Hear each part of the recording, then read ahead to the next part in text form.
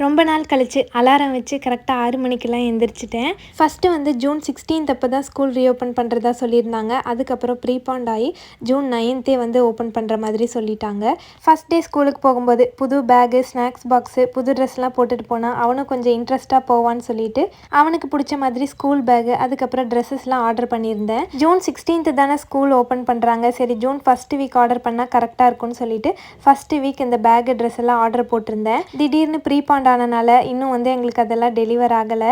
ஜித்துக்குட்டியோட ஸ்கூலில் அவங்க என்னென்ன கொண்டு போகிறாங்களோ அதில் எல்லாத்துலேயுமே வந்து அவங்களோட நேம் மென்ஷன் பண்ணியிருக்கணும். நான் வந்து லேபிளில் ஜித்துக்குட்டியோட பேர் எழுதி எல்லாத்துலேயுமே வந்து ஸ்டிக் பண்ணி விட்டுருவேன்.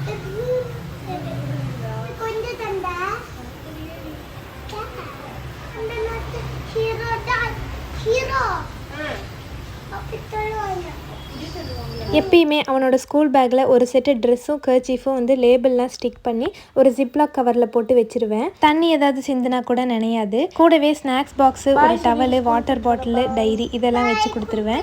அன்றைக்கி ஸ்நாக்ஸுக்கு வந்து அவங்களுக்கு பிடிச்சதாக தான் கொடுத்து விட சொல்லியிருந்தாங்க. ஜித்துக்குட்டி வந்து மக்கானா தான் வேணும்னு கேட்டிருந்தான். அதனால் அவனுக்கு பிடிச்ச மாதிரி மக்கானாவே செஞ்சு கொடுத்துட்டேன். ஜித்துக்குட்டி வீட்டிலேருந்து கிளம்பும் போதெல்லாம் நல்லா தான் கிளம்புனான். ஆனால் அங்கே போனதுக்கப்புறம் இந்த ஸ்கூல் பேக் வேண்டாம், நம்ம ஆர்டர் பண்ண ஸ்கூல் பேக் தான் வேணும் அப்படின்னு சொல்லி கேட்டுட்டு இருந்தான். இப்போதைக்கு இந்த பேக் போட்டுட்டு போய் இன்னும் 2 daysல அந்த பேக் வந்துடும் சொல்லி சமாளித்து உள்ளே அனுப்பியாச்சு.